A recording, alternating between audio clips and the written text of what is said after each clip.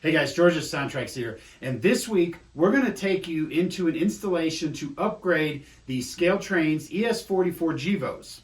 Now, one of the things with their supplied decoders allows you to have access to all of the lights, but when you plug in our TSU-21P NEM, their little hidden processor on the motherboard prevents us from accessing all of the lights. So we're going to walk you through the process. We're going to show you exactly what it takes to upgrade to Tsunami2 and install the decoder into the model. So let's go ahead and get started, and we're going to head to the workbench.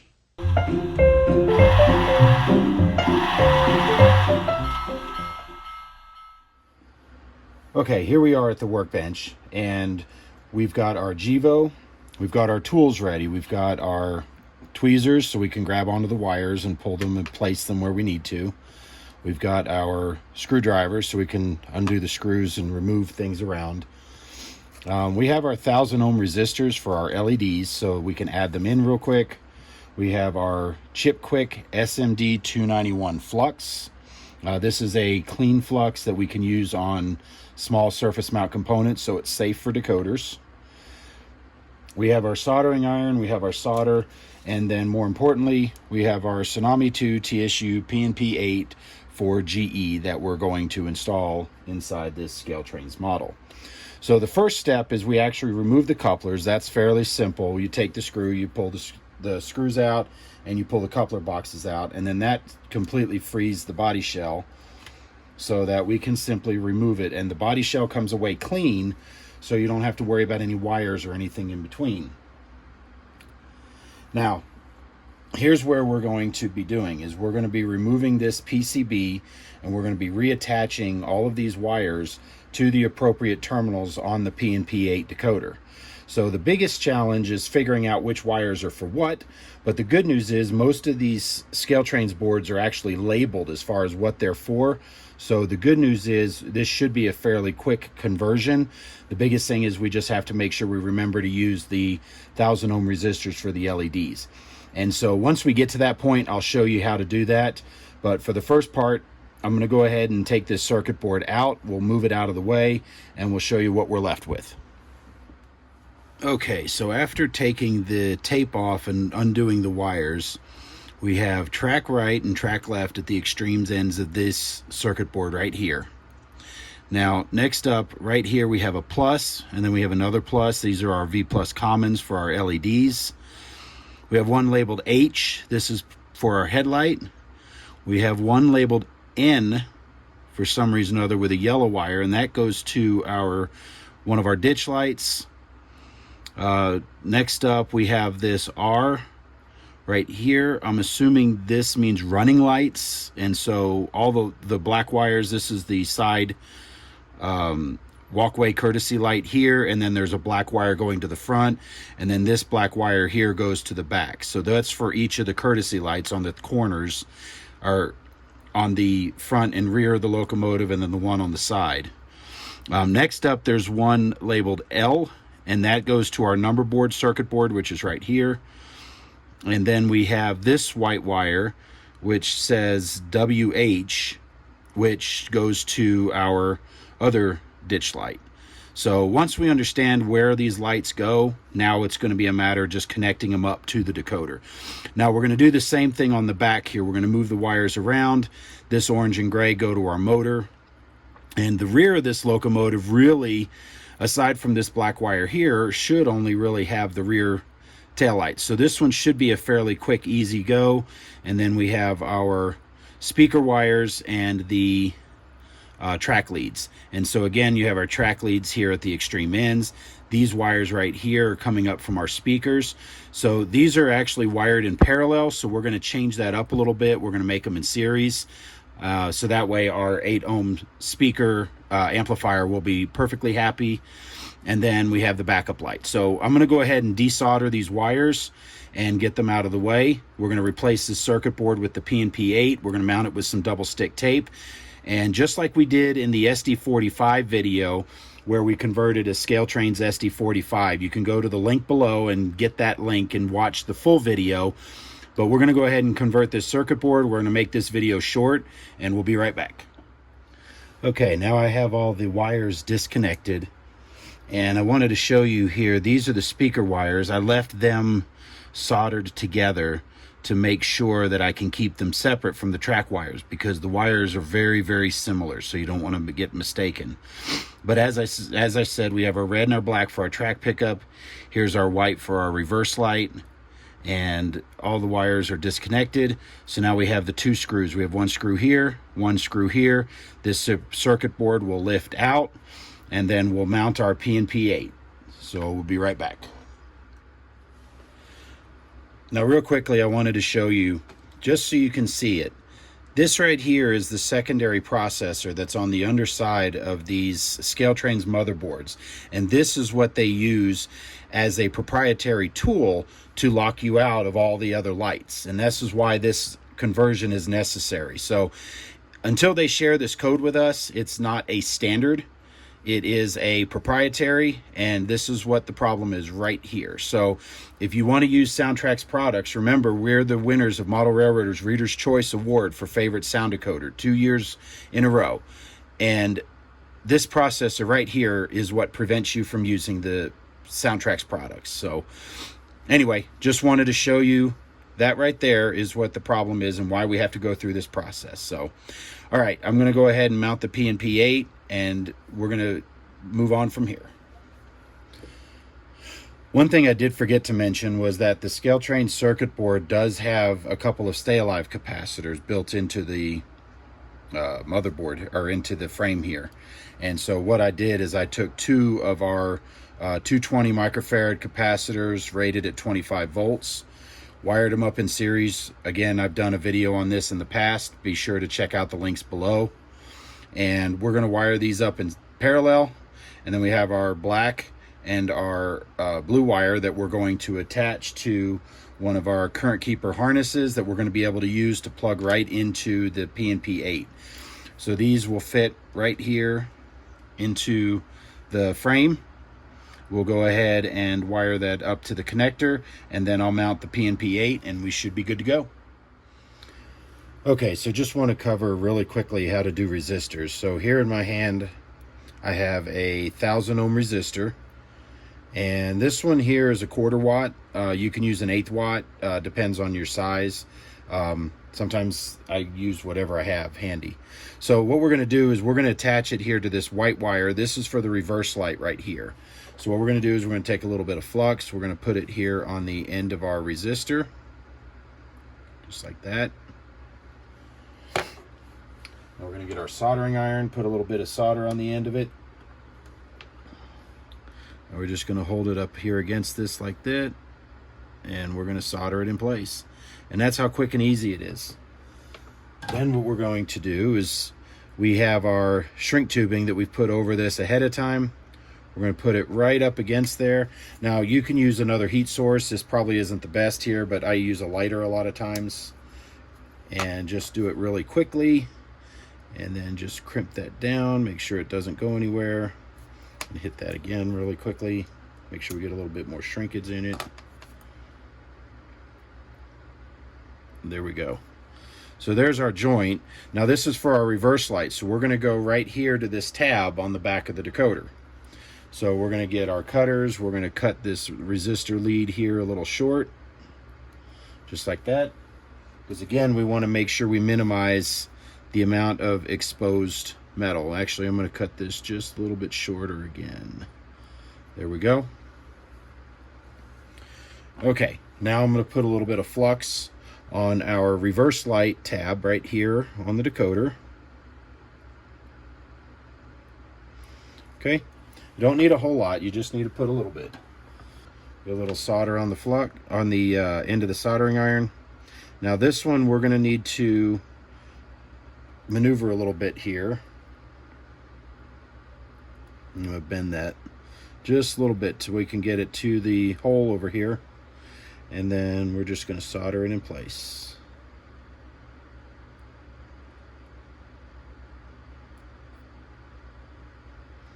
And there we go. So now you can see how we've put that resistor in. You can fold it down as long as you got room. and then all these wires will tuck out of the way. Now you can see I've already attached the track leads and the two common leads, one for that walkway light and the other for the reverse light. So that's in place. We're going to go ahead and start working on the front of this decoder here. We're going to attach our track leads, headlight, and the function commons. All these little short red wires are going to go to the function common, including our side light over here on the side for our walkway courtesy. And then we're going to go ahead and start working on our function light outputs. So we'll go ahead and get all that done. I'll be right back. Okay, now I got all our lights, our headlight and backup light wired in. I got all our function commons here tied in. I've even got our side light put in place and the black wire for it right here. I have the black wire for our rear courtesy light right there. And then I have the black wire for our front courtesy light right here. And then I have the wire for my number boards right here. And then the two wires for my left and right ditch light. Now, because these wires are a little short, I'm going to have to extend the wire. So what I'm going to do is I'm going to run a wire from here to the resistor and then solder the resistor to directly the wire, so that way I can shorten it. So this will be a case where this front courtesy light, the side courtesy light, and the rear courtesy light will all come together. Now, one thing when you're using LEDs, in an ideal situation, you want to have one resistor for each LED. Now, because this case here, I have 3 separate LEDs for the walkway lights, I'm going to go ahead and wire those 3 to a single resistor. Now, this 1000 ohm resistor is enough to run any one of these LEDs by itself. So with 3 of them on there, they're going to be a little dimmer, which is exactly what we want, because we're going to adjust the brilliance and dim those down so they don't look like headlights coming down the track. So we're going to do that anyway. So these 3 LEDs will be wired to the same resistor. We're going to do the same thing for our left and right ditch lights up here. In this case, the BNSF did not have alternating flashing ditch lights. So we're going to wire these 2 wires together and then to the resistor, and then to our function terminal here for function 3. We're going to take our number boards and put them on the FX4, and then the walkway lights will go to the FX5 lighting output. Now, one thing I do want to point out is I'm putting the resistors in the negative leads for this. And part of the reason is because with 4 wires going into this function common terminal up front and 2 wires going into the function common on the back end here, trying to stack all these resistors on this terminal is probably going to make it a little bit more complicated of an install. But all these around, the headlight, backup light, FX 3, 4, 5, and 6 are all separated out. So it'll be a little easier to go ahead and add the resistors here rather than trying to stack them all out of this single function output common here. So that's what we're going to do. And again, we're going to use our 1000 ohm resistors and we're going to put them in line here. So for the ditch lights, you're going to have 2 ditch lights left and right coming off of 1 resistor. And then we're going to have the 3 lights for the walkway courtesy lights coming off of 1 resistor. So I'm going to go ahead, get that wired up, and then we'll address our speakers. Okay guys, now that we've got everything in place, we've got our current keeper, or our 2 stay alive capacitors stuck inside here. We've got all our wires going through here. We're going to tape this up here and tack it down so that it's tucked in place. But we've got 2 more wires we got to address, and these are the ones for the speakers.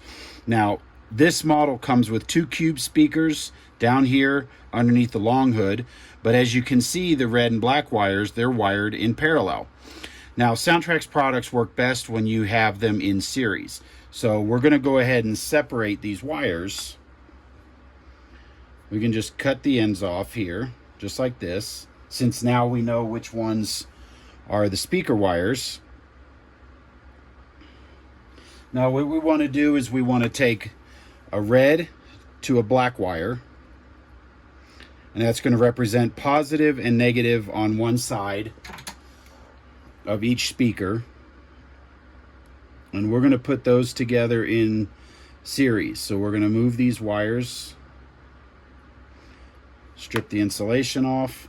Now this is where we want to make sure we put our heat shrink tubing on before we put the joint in place. So we got our piece of heat shrink tubing. We're going to take our red and our black wire that we've stripped. We're going to go ahead and make sure there's no frayed wires that are loose. Go ahead and twist the ends together to make sure that that's a nice tight connection. Put a little bit of flux on the joint.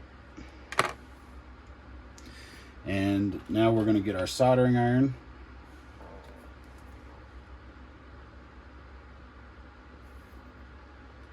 We're going to solder these joints together. Now once the joint's made, we can trim any excess wires. Whoops, we got one that's a little loose here, and the loose fray. Okay, let's retouch that up, make sure these wires are all soldered in here. This is what we want. Oops, there we go. All right, now remember, we can trim any excess. So if this is a little too long,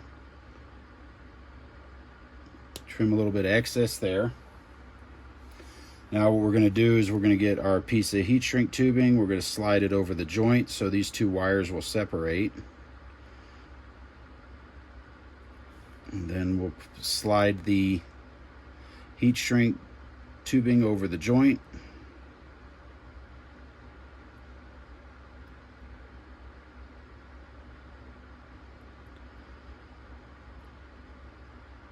All right. Now these wires a little strong, a little stiff here. There we go. This should slide right over there. There we go. Now we got our joint. Now again, we're going to shrink the tubing.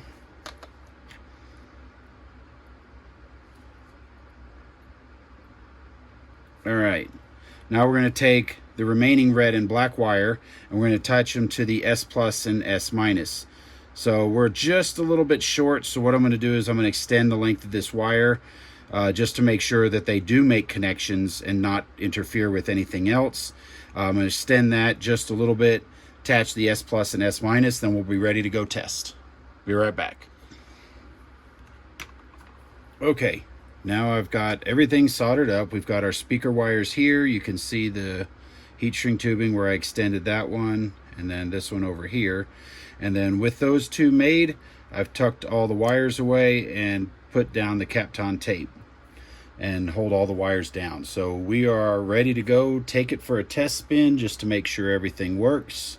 Make sure all the wires are out of the way and are not interfering with anything. And we should be good to go. So we'll be right back. So here we are down on the layout. As you can see, we've got all the lights lit up. The only thing I will tell you is that on these particular models, they've got these little spring-loaded pins right here at the front, and that's where you make the connections to the ditch lights that are embedded inside the locomotive frame. So as you can see, we're fired up. We have all the lights. We should be good to go, so let's test our motion. We're going to go forward. Nope, looks like we got the wires backwards here. So their gray is actually the positive side. So their gray wire is the positive. So since we still have this apart, we're going to go ahead and swap that wire, and then we'll go up and put the shell back on. So we'll be right back. Okay, so here we are back. As you can see, our orange wire goes to the M plus, gray wire goes to the M minus, and that ran our motor backwards. So we're going to go ahead and desolder these leads and swap them around. Should be just a quick process. We just take them off, take that one out, and we take the other one out. Now we got to open these holes back up on our circuit board. So we're going to get our desolder braid. Now, once I've taken the wires out, I do want to clean these solder pads off. So what I'm going to do is I'm going to use some desoldering braid. This is just a copper weave that will actually wick the solder off of the joints. So we'll go ahead and put that on here. And what that'll do is that'll open up the hole, especially since we're attaching the motor leads from the underside. We want to have that open to be able to run that wire through. So there we go. And that's all it takes. So now you can see that these holes are nice and open right here. And now we want to take the orange wire and come up through the M- terminal, which is this one right here. Okay. We're going to do the gray wire through the M+, because apparently it is the positive lead. So again, always double check, because that way you can make sure that your models are going to be wired up correct the first time. Now, while I'm working to get this in, you could fix that digitally through CV29, but then it reverses your light direction, and then you have to reverse your light direction in CVs 57 and 58. But the good news is we can do this really quickly here. Okay, so now we have our wires in place. Put a little bit of flux down again to make our solder joint. Get our soldering iron.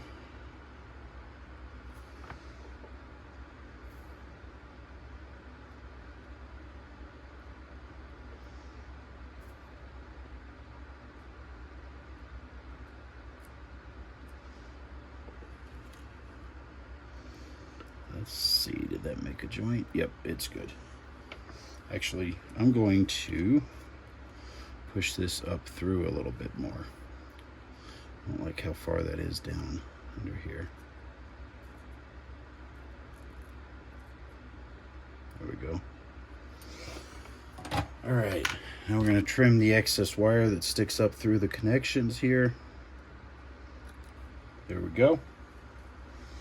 Now we take our tweezers and we place our wires underneath the circuit board here where we have room, and to make sure that they are not interfering with the fit of the shell.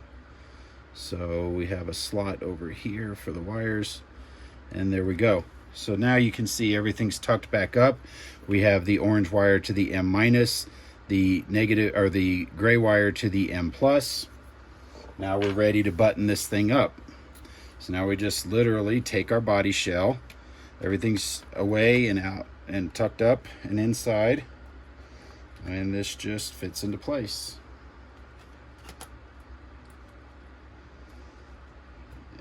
Come on. I will say there's a couple of things on this body shell that, there it goes. All right, now our body shell's down in place. So now all we have to do is replace our couplers. And when you're replacing your couplers, you want to make sure that the shelf part goes on the bottom, and then the little buffer plate here goes on the top. And just like that, there's the screw in place. And grab our screwdriver. And there we go. Couplers in place. Now we're going to do that again on the front, and then we're going to go take it for a final test drive now that everything's put together. So we'll be right back. Okay guys, so here we are on the layout. You can see that we have our ditch lights lit up. We have that little center walkway light lit up. You can see that bright light right there. We'll dim that down here in just a second. And then we have the one on the rear. Now when I change directions, you can see that the backlight comes on as well. And you notice we're in reverse, so you can see the locomotive moving in the reverse direction, and we're moving in the forward direction now. So our lights are good. So first thing we're going to do, the number board brilliance actually looks pretty good, so I'm going to leave that alone. So the side light we wired to the FX6 lighting output. And so what we're going to do is we're going to take the FX5 lighting output. We're going to program that to a value of 147, which will allow us to change the brilliance. So as you can see, that already got a little dimmer. So let's take a look at our front one.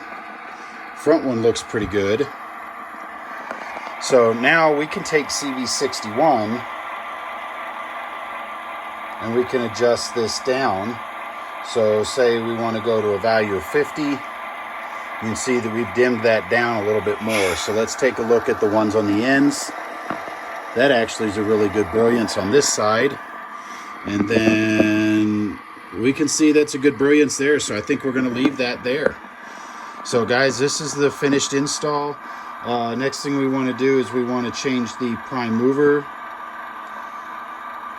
to the GEVO, which I believe is CB123 to a value of 4.